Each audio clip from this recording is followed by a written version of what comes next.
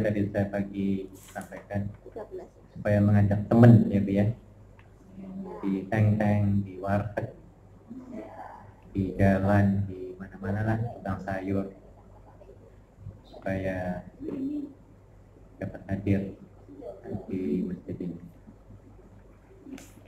Minggu yang lalu kita membahas tentang, ada yang masih ingat? Oh, 4 itu ya? 4 perkara yang harus mencelakakan, betul ya? Yang membangkrutkan, ya, yang merugikan. Hari ini kita akan bahas tentang al-adab, kitabul adab, dikarang oleh Ibnu Hajar al-Asqalani, ya. Dan buku ini sangat terkenal di tanah air dan di dunia. Di pondok pesantren mesti pakai kitab ini, ya. Di waktu di saya itu kitabnya kuning, ya. Kalau sekarang kitabnya apa? Hitam putih. Hitam putih. Dulu kitabnya kuning, karena warnanya agak kuning. Dan warna agak kuning itu biasanya yang murah-murah, kayak merang itu, terbuat dari merang ya. Untuk zaman saya itu buka sekali 2 kali ya ojol ya, halamannya, ya. Baik, jadi yang saya ambil pada kitab ini, dari kitab ini adalah tentang kitabul adab, atau dalam bahasa Inggris disebut sebagai morality ataupun ethics. Morality ataupun apa? Ethics. Ada S-nya. Ethics pakai C ya, ethics ada S. Dalam bahasa Arab al-adab ataupun al-akhlaq. Bahasa Jawanya apa Bu? Tata krama, sopan santun, tingkah laku, apalagi bunipa, banyak bahasa. Nah, ini penting sekali untuk kita semuanya sebagai seorang Muslim, ya, supaya tahu what should we do, ya, berada Muslim, ya.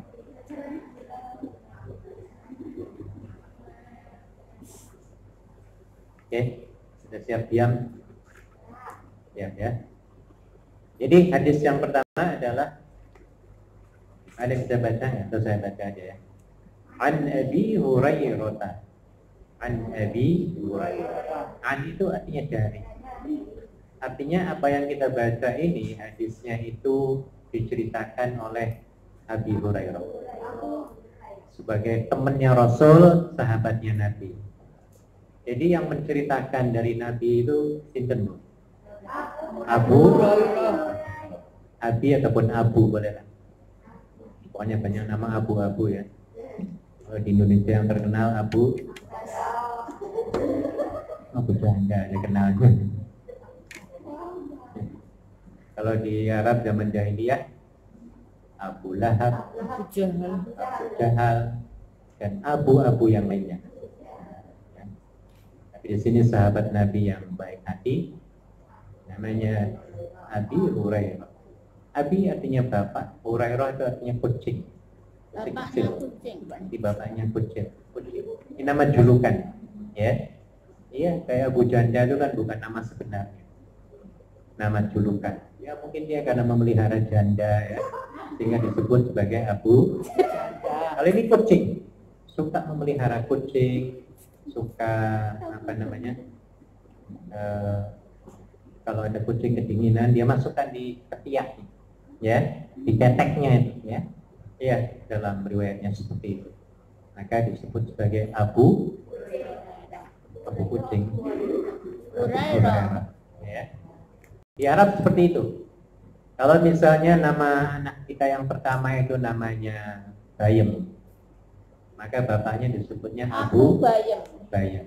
Ibunya disebut Ummu Bayem. Kayak gitu di Arab. Jadi nggak disebut namanya, tapi nama anaknya itu menjadi laqab ataupun julukan. Ya.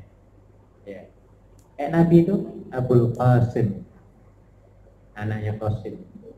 Nama Nabi anaknya laki Qasim, Ibrahim dan Qasim. Ya. Tapi enggak sampai dewasa, masih kecil meninggal. Ya. Ibrahim juga begitu, anak Nabi. Ya. Baik, itu sekedar untuk informasi. Kemudian yang tidak kelihatan bacaannya, hitam-hitam itu, irang-irang roto itu adalah radhiyallahu anhu. Biasanya kalau sahabat, ya, titelnya itu diberikan RA, radhiyallahu anhu. Kalau lelaki hu, kalau perempuan ha. Jadi kalau bayem radhiyallahu anha. Kalau laki-laki radhiyallahu anhu. Bono radhiyallahu anhu. Nah, ya, jadi dilihat kepada lelaki atau perempuan. Jangan yang kita sebut lelaki tetapi radhiyallahu anha. Wah, ini nanti ditertawakan orang. Ya, misalnya menyebut Abu Bakar ataupun Hamzah. Hamzah dikiranya perempuan karena ada hanya, ya. Jadi kalau Hamzah kan pamannya Nabi. Radhiyallahu anhu. Huwa baha. Oh, karena laki-laki. Kalau Nabi sebelum Rasulullah itu biasanya alaihis salam. Pernah dengar nggak? Iya. Adam alaihis salam. Nuh alaihissalam, Musa alaihissalam, Ibrahim alaihissalam, Muhammad sallallahu alaihi wasallam. Beda, ya. Ada sallallahu-nya. Jadi kata-kata radhiyallahu itu merupakan doa, ya. Jadi kita yang membaca ini itu mendoakan Abu Hurairah, yang artinya mudah-mudahan Allah meridhoinya, ya, termasuk dapat pahala kita mendoakan sahabat Nabi, ya. Mudah-mudahan Allah meridhoi. Tadi pagi saya sudah katakan, tadi pagi kalau nggak salah, ya, bahwa pemberian yang paling mahal dari Allah kepada makhluknya itu ada 3. Yang paling rendah nilainya itu materi. Rezeki materi itu paling rendah nilainya di hadapan Allah. Kita dapat duit $1.000. Kalau keluar ke mall kira-kira berapa jam habis? Sebentar, ya. Iya, habis. Yang kedua, pertengahan adalah nikmat ataupun rezeki, kesehatan dan lapang waktu. Kita sehat ini, luar biasa, nggak ada nilainya, tidak ternilai, ya, invaluable, itu bahasa Inggrisnya, ya. Tidak ternilai harganya. Bayangkan orang yang miliarder, bukan miliarder lagi, triliuner sekarang, ya. Selain miliarder, bahasa itu triliuner, ya. Miliun ya jutawan, ya. Kalau bahasa Inggris million itu juta. Miliarder. Bilioner, bilioner, ya, million, billion, trillion, bisa ngitungnya, bahasa Inggris, ya. Billion itu 1 juta, million 1 juta, billion 1 M, kalau trillion 1 triliun. Waduh, itu nolnya berapa triliun? Wah, nggak pernah hitung. Ya. Nggak tahu setelah triliun nanti ada lagi apa namanya, ya. Nah, jadi nilai kesehatan dan kesempatan, kayak kita kesempatan Bu sekarang, ya, kesempatan mengaji, ya, karena kalau sudah meninggal di akhirat, penyesalannya itu adalah orang yang tidak sembahyang, orang yang tidak taat akan itu sedekah, natasaddaq ataupun bersedekah, ya, pada orang-orang yang membutuhkan, ya. Ini termasuk kesempatan kita, alhamdulillah ya Bu ya. Kita bisa sholat berjamaah, bisa mengaji, ya. Dan ketika sehat, kita ingat Allah. Banyak orang yang ketika sehat melupakan siapa? Allah. Ketika sakit gigi, baru ya. Jadi bagi kita umat Islam jangan menunggu sakit saja ingat Allah, ya.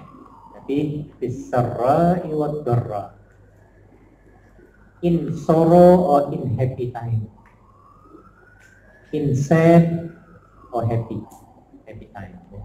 Dalam kondisi sedih ataupun dalam kondisi senang, susah senang, tetap kita mengingat siapa? Allah Subhanahu wa Ta'ala. Ini indah. Dan nikmat yang paling puncaknya, the highest provision of Allah, ya, nikmat yang paling tinggi adalah ridha Allah, yaitu ridhonya Allah. Itu paling hebat. Makanya untuk para sahabat radhiyallahu anhu berdoa supaya Allah itu senang, itu ridho radhiyallahu anhu. Jadi itu pemberian ridho Allah itu luar biasa nilainya. Kenapa begitu? Ibu-ibu kalau di rumah majikannya moodnya lagi enak, lagi senang, kita ikut senang apa enggak? Ayo, merasakan Bu? Ya. Semua mukanya ceria, apalagi bersinar, senyum, menjempoli kita, mengucapkan sering tocelea ke kita, ya, royal, ya. Maka kita juga ikut apa? Senang. Nah makanya senangnya majikan itu sangat kita harapkan. Bayangkan dalam 1 jam majikan kita cemberut, ngomel terus, mukanya apa? Asem, merah padam. Kalau ngomong apa? Judes, tos, ya. Tangannya nonjok-nonjok. Wah, kira-kira Bu, kita betah apa nggak di rumah? Nggak enak. Ini baru dengan majikan tuh, ya. Sama dalam rumah tangga juga begitu. Maaf, kita punya suami. Dengan suami itu kayaknya kok berantem terus. Kira-kira rumah kayak istana itu kita rasakan indahnya apa enggak? Ya, kayak sempit, kayak neraka lah, panas. Mau menyentuh tuh rasanya kayak kebakar apa ya? Api neraka. Benar ya, Bi? Pernah jenengan punya suami terang-terangan kayak gitu? Alhamdulillah enggak, Bapak. Ya mungkin ada ya sebagian ya. Itu gara-gara sedikit, gara-gara duit sedikit pokoknya ya. Ada karena gara-gara lebaran. Istri menuntut supaya lebaran pulang ke rumahnya, ibunya maksudnya ya. Yang suami ngeyel. Harus pulang mudik ke rumah siapa? Oh, akhirnya perang. Jadi dua-duanya nggak bisa pulang akhirnya. Pulang akhirnya ya di rumah itu ya berantem, ya, main perengut-perengutan. Wah, nggak enak banget Bu. Sangat tidak mengenakan dan sangat menyiksakan. Ya, maka ridho Allah. Kalau Allah ridho, senang, apa yang kita minta juga gampang. Betul. Iya, majikan senang dengan kita. Kita mau, kan majikan aku mau minta izin kan mau pergi haji kan. Kira-kira dikasih apa enggak? Oh, dikasih. Kalau majikannya senang ya, ya. Tapi kalau majikannya itu merengut, jangankan izin naik haji, ke masjid aja rasanya apa? Iya, enggak dikasih, sulit memberikan.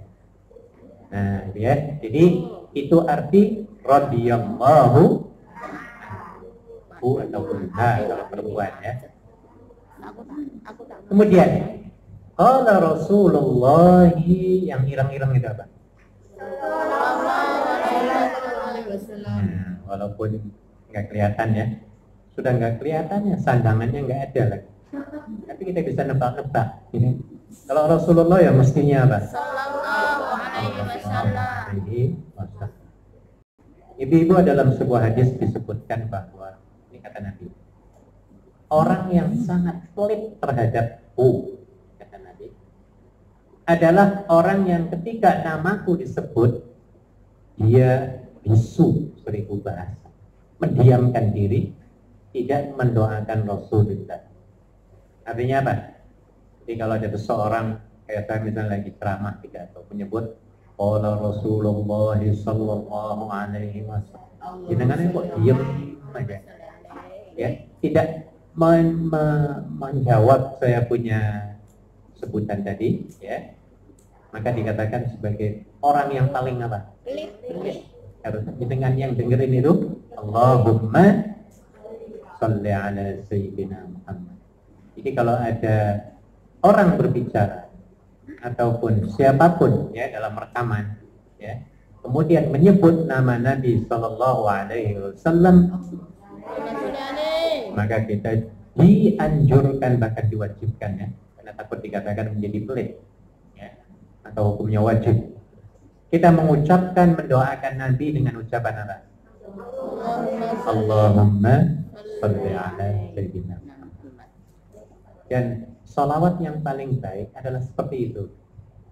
Salawat kan banyak, ya. Ada salawat nariyah, salawat baja. Mana yang grup salawat ini? Ada. Apa lagi? Salawat munjiyah. Salawat apa lagi? Macam-macam. Nah, tapi bentuk-bentuk salawat itu nggak pernah dibaca oleh Nabi. Karena bentuk-bentuk salawat itu dibuat oleh para ulama sekarang ataupun sebelumnya. Ya, jadi bukan dari Nabi. Ya, salawat juga. Tapi salawat yang terbaik tadi ada yang matikan. Paling Pak. Paling aja. Ya, yang ini jangan. Yang itu boleh dimatikan. Sebelah kanan. Ya. Karena saya nggak dapat AC, ketutup ini, ya. Iya. AC-nya dari sana. Oke. Jangan berantem. Oke. Sampai di mana tadi? Sampai lali. Salawat. Ya, sallallahu, ya. Sedikit-sedikit kita belajar, nanti kita amalkan insya Allah. Jadi salawat yang paling baik menurut Al-Qarni. Masih ingat Al-Qarni? Dr. Aid Al-Qarni, Imam Masjidil Haram, yang pernah ke Masjid Wanse 2 kali atau 3 kali. Beliau mengatakan salawat yang paling baik adalah salawat dalam tasyahud awal maupun akhir. Itu bunyinya Allahumma sholli ala Muhammad. Karena kalau sholawatan yang Fidul Qulubi ada itu nggak pernah dibaca oleh Nabi, nggak tahu. Kayak ya Rabbi bil Mustafa balil maqasidana waghfir lana ya wasi. Itu salawat, tapi Nabi nggak pernah dengar.